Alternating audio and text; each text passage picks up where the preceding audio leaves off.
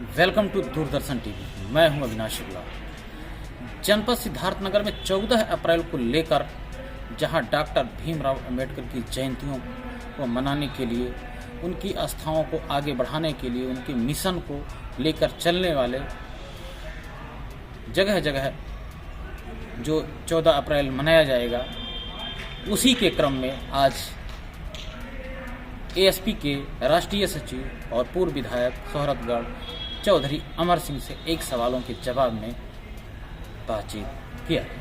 तो उन्होंने 14 अप्रैल को एक बहुत भव्य रूप से कई जगह कार्यक्रमों में वो शिरकत करेंगे और उन्होंने कहा ये दलित और पिछड़ों के मसीहा नहीं, ये भारत के अंतर्राष्ट्रीय लेवल पर ये सबके मसीहा, जो भारत को एक बेहतर प्लेटफार्म डॉक्टर भीमराव अंबेडकर ने दिया और जो भारत के एक जनक के रूप में भी उन्हें देखा जा सकता है। लेकिन वहीं लोकसभा चुनाव 2024 को लेकर के जो राजनीतिक पारा जो चढ़ रहा है, उस संबंध में एनडीए और पीडीओ को लेकर के एक सवाल किया गया।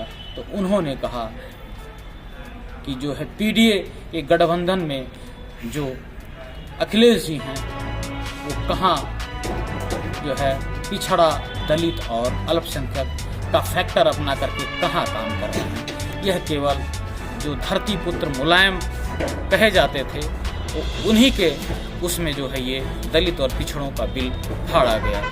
लेकिन पीडीए तो एक बहाना है, राजनीति एक निशाना है। वहीं सत्ताधारी दल के ऊपर उन्होंने निशाना साधा। पिछली बार जो वर्तमान सांसद हैं, उन्हें यहाँ की जनता उन्हें अवसर दी, लेकिन विकास के जो दावे किया जा रहा है डुमरियागंज को लेकर, वह विकास के दावे बिल्कुल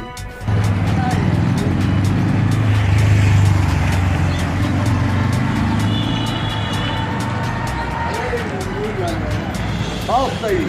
ये है बद से बदतर हालत हमारे सिद्धार्थ जो मुख्यालय से जुड़ने वाली सड़क है खजुरिया का, जो बद से बदतर और जर्जर हो गया है। इस पर कोई ध्यान नहीं दे रहा है। राहगीर आते जाते चलते कितने चोटिल हो जा रहे हैं और समस्याएं दिन ब दिन बढ़ती जा रही है। राहगीरों का चलना मुश्किल हो गया, दुश्वार हो गया है। ये हमारा निवेदन है कि सरकार या संबंधित इस प्रकरण पर ध्यान दें और इस समस्या का समाधान जल्द से जल्द करें।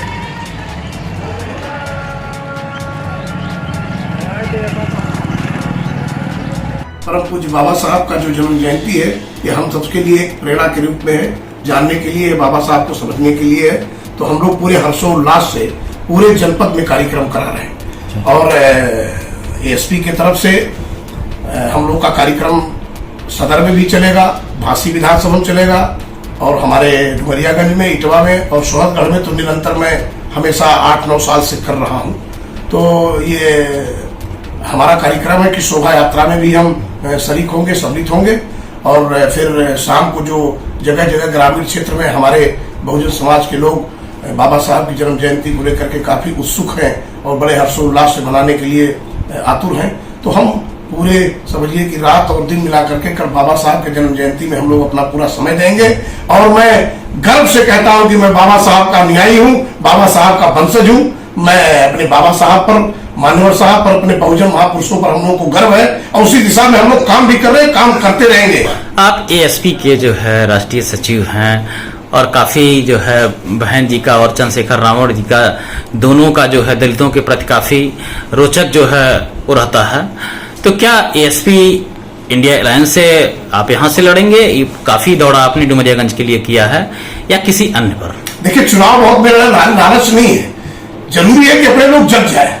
इन फ्यूचर मुस्तकबिल में, भविष्य में ये समझे कि हम क्या है। हम 85% लोगों को मान्यवर साहब के दिखाए हुए रास्ते पर उनके सोच को आगे बढ़ाने के लिए प्लेटफॉर्म पे लाना चाहते हैं। पहले कि हमारा 85% ये समझ जाए कि इन मनवादियों ने जो जनपद सिद्धार्थनगर में कब्जा कर रखा है, टुकड़ी में रह करके, बहुत छोटे मात्रा में रह करके, और हम 85% में आज तक आजादी के बाद इस पार्लियामेंट पे हम काबिज नहीं हो पाए और बाबा साहब के, मान्यवर साहब के सपने को अभी अधूरा छोड़ रखे हैं। तो मैं चाहूंगा, अब की बार कोशिश कर रहा हूं अगर मेरे 85% 85% बहुजन समाज के वरिष्ठ बुजुर्ग नौजवान मां बहने अगर अपने बेटे भाई चौधरी अमर सिंह पर अपना आशीर्वाद बनाएंगे तो निश्चित तौर पे 24 में यहाँ एक इतिहास बनेगा। मान्यवर साहब का सपना पूरा होगा, बाबा साहब का सपना पूरा होगा।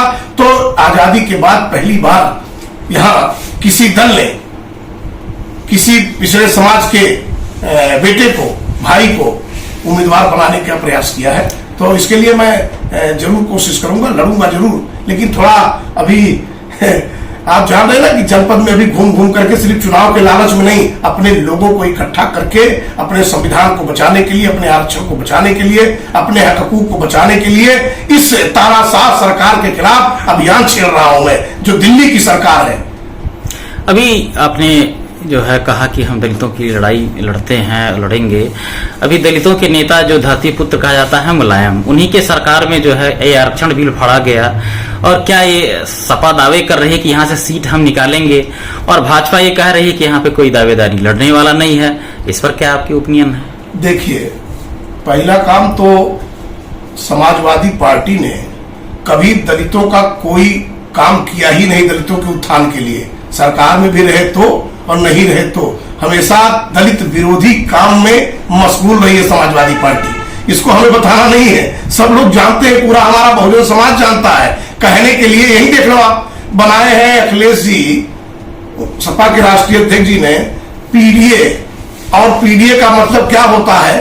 पिछड़ा दलित अल्पसंख्यक। तो जरा इसके गठबंधन में, इनके गठबंधन में कहां दलित है, कौन सा चेहरा है? और आप कहते हो पीडीए और लाते हो अपर कास्ट के लोगों को लाने के लिए, तो आपका ये कौन सा पीडीए है? तो पीडीए की बात सिर्फ करते हैं, कहते हैं, करते नहीं है, सिर्फ कहते हैं पीडीए की बात। तो यहां तक हमारे बहुजन समाज में दलित वर्ग का काम है, तो दलित वर्ग के लिए समाजवादी ने आज तक एक रत्ती बराबर भी काम नहीं किया है। अगर वो कहते हैं तो हमको सिद्ध करके दिखाए कि प्रमोशन पर आरक्षण का बिल इन्हीं के डॉक्टर यशवीर सिंह जी उनके सांसद थे, वही फाड़े थे आगे आके, इन्हीं के पार्टी का सांसद। और जितने पुराने सरकार में, बसपा सरकार में जो बहन जी ने नामकरण किया था अपने बहुजन महापुरुषों के नाम से, उसको भी हटाने का काम अखिलेश जी ने किया था अपनी सरकार में।